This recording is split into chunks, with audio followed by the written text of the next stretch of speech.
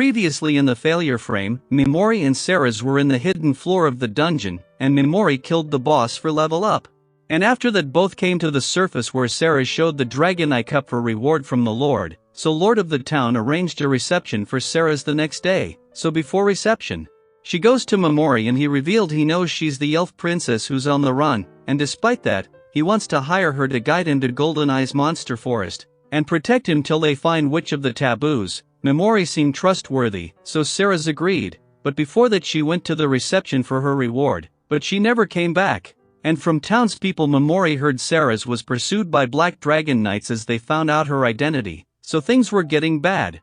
And one of the Black Dragon Knights was about to violate Ceres before killing her, but Mimori saved her on time and Ceres decided to revoke her job as a guide to keep Mimori safe. But Mimori didn't want to let her go despite the risk and asked Ceres to remove the clothes. It does sound kinda bad, but Mimori wants her to change her outfit because townspeople have seen her in that dress. But Ceres still wanted to leave Mimori for his sake, so he told her to negotiate with the witch to shelter her. He's going to Golden Eye Monster Forest to meet her so she would benefit as well. Ceres was confused why he's helping her out, and Mimori said she reminds him of his aunt, so it would make him feel bad if he leaves her behind. Well, that convinced her, so Mimori woke up the Black Dragon Knight to ask him who sent him here, but before he reveals that, he got killed by another Dragon Knight. They were out of range of attack. And Mimori saw his traits were of white hair and vivid red eyes. His name was Civet, also known as the strongest in humanity. And Civet was truly the strongest and asked for the strongest person of the Bacchus nation in past, and it was Ceres. And since then Ceres was on the run, and this fucking old man, the king, was mad for Ceres, and despite being old, he wanted her. So when Civet asked her, he didn't want to give Ceres to him, and when she ran off, the king ordered to hunt Ceres down even if he lost all his money doing so. Truly a scum, and Dragon Knights were included in the hunt. Their king had ordered to do whatever with her. But the former Holy Emperor had asked them to bring her dead body with purity intact. Well, that pervert can't die as long as Ceres lives, so to explain it in short, old man regrets that he can't do it with Ceres, and as the regret runs deep, that geezer wants to kill Ceres first and only then he wants to die. But Civet is also a gallant warrior and gave Ceres a chance to live by defeating him in a duel. After all, Spirit Regalia is a powerful move of Ceres, but right now, Civet's attention got on Mimori. Mimori could feel his powers, so he makes up a fake name to introduce himself, but Civet knew it that Mimori lied with his ability. Schwartz didn't know what Civet saw in Mimori. And Civet told them Mimori is not flinched despite being in front of dragons. Instead, he's waiting for an opening to attack. Mimori knew that one wrong move and he's dead. So he goes with the words to entice Civet that if he's looking for a strong opponent, he should go for the goddess of Alien. But Bacchus and Alien Kingdom have close ties, so he can't do that. But he's looking forward to the heroes goddess summoned, because at least one of them would be promising with the blessings goddess grants. Civet only seeks a strong opponent for fight to death.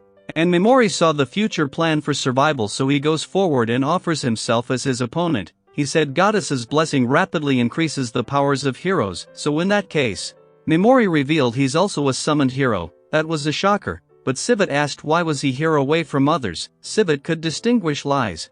So Mimori makes up he had circumstances, so he's acting along by the wish of goddess, because he's on a different league than others. Wise political words, because from the sound of it, it's like Mimori is special, and that is why he wants Civet to spare him so that he could grow stronger to kill him and the goddess one day. But how could that happen?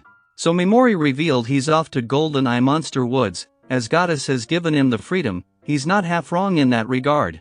And Civet believes in him and spared his life, but Ceres will have to die. But she's guiding him to the monster woods, plus he plans to use her as well. That was intriguing, so Civet agreed to let them live. And to make sure no one kills them, Civet orders to pass down his words to others. With this the deal was signed and Civet was off. But things aren't as good as it seems. That is why Mimori paralyzed them, because dragging this matter is no good in any way. And even after being paralyzed, Civet could move. So Mimori poisoned him and others. This is the second time someone moved after being paralyzed. First was the Soul Eater. Civet tried to take a shot, but it's of no use. And there they used a backup call and many more Dragon Knights showed up. So Mimori told Ceres to run away, but she chose to stick with him, of course. Their Civet told them to stay in the distance to attack, but that's not going to be easy. Mimori infused himself with Pigamaru, burned a lot of MP, and thanks to Monster Enhancement Potion, He closed in and paralyzed them in an instant, then he used sleep on them and used a new skill he got from leveling up, Berserk and Dark, that makes people mad and blinds the sight.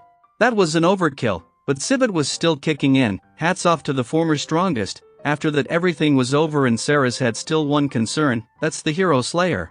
Well, if it's the 5th dragon rider then no worries, Mimori killed him on his way here earlier. Then he told Sarah's his story, and Sarah's already had a different opinion of the goddess.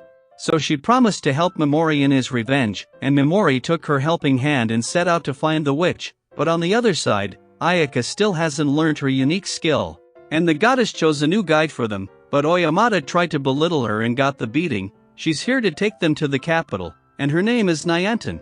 And she's a loyal dog of the goddess, and goddess is waiting for the time when her heroes will attack the demon army.